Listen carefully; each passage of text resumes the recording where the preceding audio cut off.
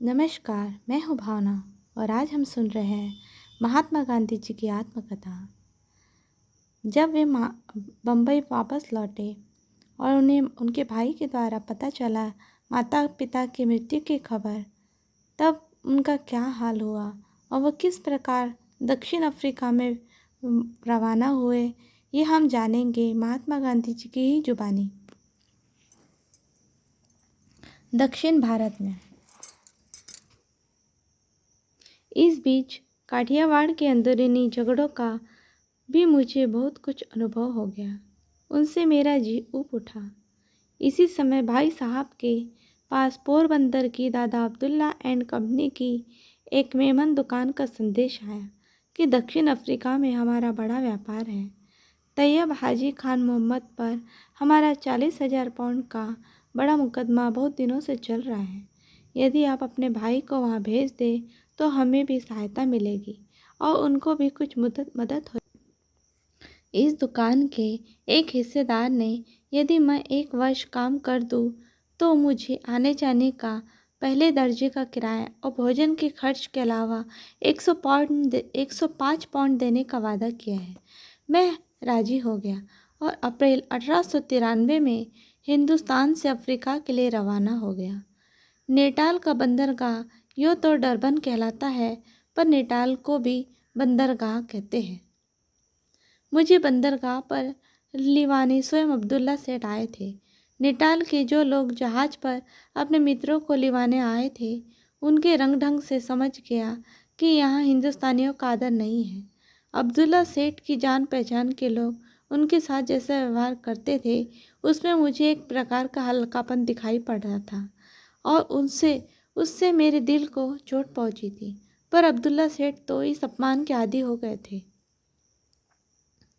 मुझ पर जिसकी नज़र पड़ती वो आश्चर्य से देखता कि क्योंकि मेरा पहनावा ऐसा था कि मैं दूसरे भारतवासियों से कुछ जुदा मालूम होता था।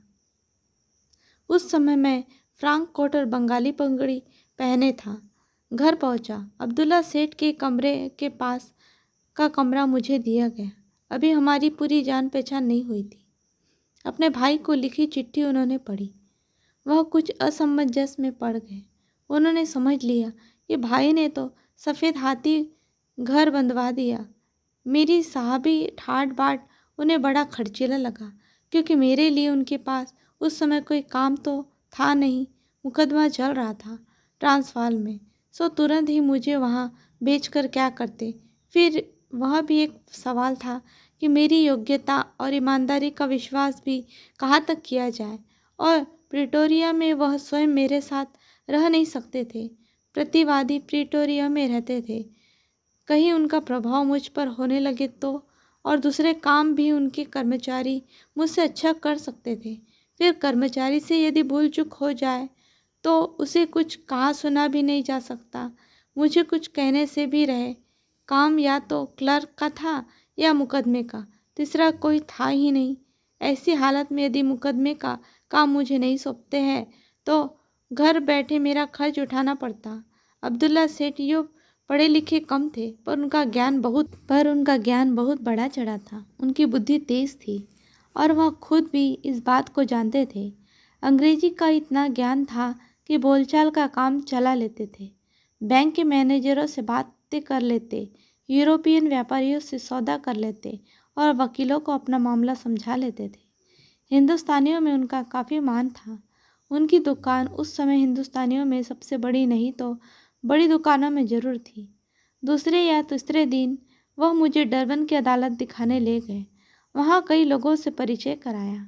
अदालत में अपने वकील के पास मुझे बिठाया। मजिस्ट्रेट मेरी ओर देखता रहा। बोला, अपनी पगड़ी उतार लो।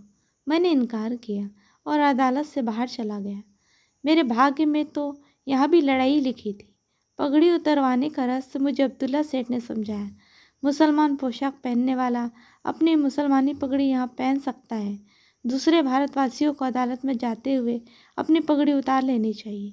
ऐसी हालत में पगड़ी पहनने का प्रश्न विकट हो गया। पगड़ी उतार देने का अर्थ था अपमान सहन करना। सो मैंने यह तरकीब निकाली कि हिंदुस्तानी पगड़ी के बजाय अंग्रेजी की टोपी पहना जाए, जिससे उसे उतारने में अपमान का भी सवाल न रहे और मैं इस झगड़े से भी बच जाऊं। अब्दुल्ला सेठ को यह बात पसंद ना आई। उन्होंने कहा, यदि आप इस समय ऐसा करेंगे तो उल्टा अर्थ होगा। जो लोग देसी पगड़ी पहले पहने रहना चाहते होंगे उनकी स्थिति विषम हो जाएगी। फिर आपके सिर पर अपने ही देश की पगड़ी शोभा देती है। आप यदि अंग्रेजी टोपी लगाएंगे तो लोग आपको वेटर समझेंगे। इन वचनों में व्यावहारिकता थी, देशाभिमान था और कुछ संकुचितता भी थी, पर सब मिलाकर अब्दुल्ला सेठ की बात मुझे अच्छी लगी। मैंने पगड़ी वाली घटना पर अखबारों में लिखा और पगड़ी का तथा अपने पक्ष का समर्थन किया। अखबारों में उस समय काफ़ी चर्चा चली।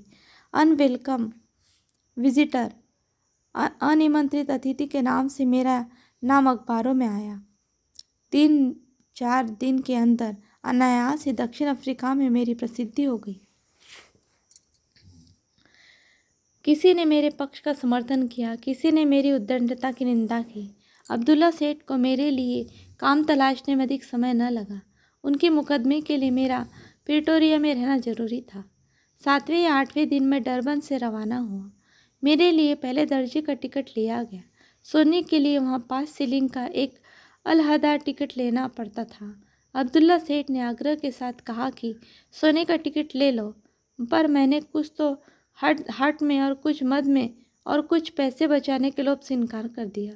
अब्दुल्ला सेठ ने मुझे सावधान किया, देखो यह मुल्क और है, हिंदुस्तान नहीं।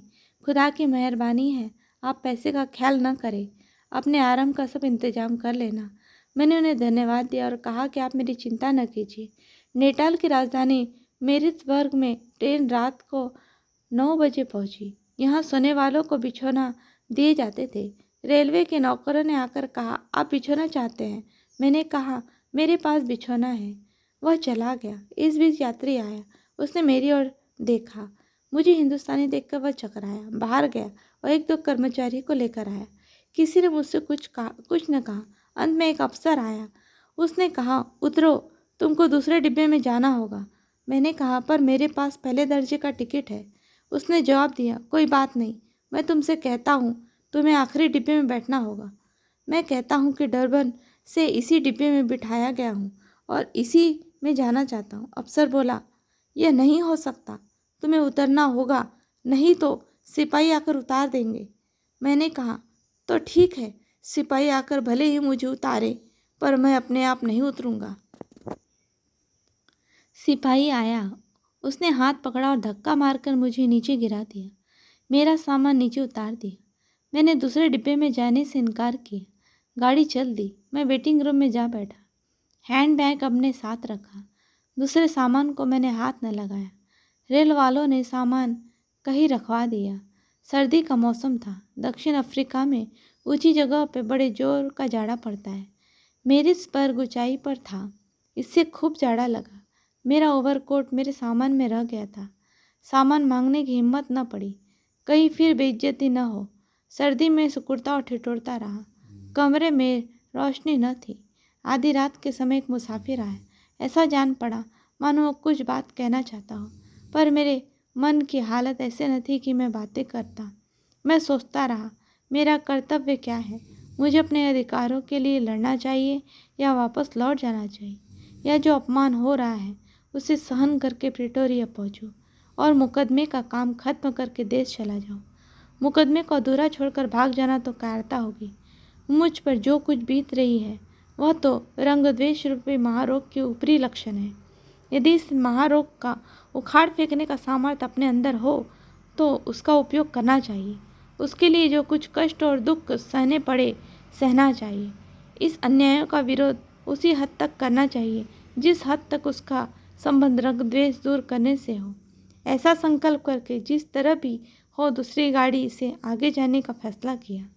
प्रातः मैंने जनरल मैलेज को तार द्वारा एक लंबी शिकायत लिख भेजी। दादा अब्दुल्ला को भी समाचार भेजे। अब्दुल्ला सेठ तुरंत जनरल मैनेजर से मिले। जनरल मैनेजर ने अपने आदमियों को पक्ष तो लिया, पर कहा कि स्टेशन मास्टर को लिख दिया है कि गांधी जी को सकुशल अपने मुकाम पर पहुंचा दो। अब्दुल्ला सेठ ने मेरिट्सबर्ग के हिंदुस्तानी व्यापारियों को भी मुझसे मिलने तथा मेरा प्रबंध करने के लिए तार दिया, तथा दूसरे स्टेशन पर भी ऐसे ही तार दिए। इससे व्यापारी लोग स्टेशन पर मुझे मिलने आए उन्होंने अपने ऊपर होने वाले अन्यायों का मुझसे जिक्र किया और कहा कि आप पर जो कुछ गुजरी है कोई नई बात नहीं है। पहले दूसरे दर्जे में जो हिंदुस्तानी सफ़र करते हैं उन्हें क्या रेल कर्मचारी और क्या मुसाफिर दोनों सताते हैं। सारा दिन इसी बातों के सुनने में गया। रात हुई, गाड़ी आई, मेरे लिए जगह तैयार थी। डरबन में सोने के लिए जिस टिकट को लेने से इनकार किया था वही मेरिसबर्न में लिया। ट्रेन मुझे चार्ल्स टाउन ले चली। आगे मुझे घोड़ा गाड़ी में तो और भी कष्टों का सामना करना पड़ा। अंत में मैं जोहान्सबर्ग पहुंचा और वहां से फिर रेल से प्रिटोरिया गया। नमस्कार, आज हमने दक्षिण अफ्रीका की कुछ बातों की ओर ध्यान दिया। आगे हम सेवा महात्मा गांधी जी द्वारा किस प्रकार सेवा का श्री गणेश किया गया ये देखेंगे। नमस्कार।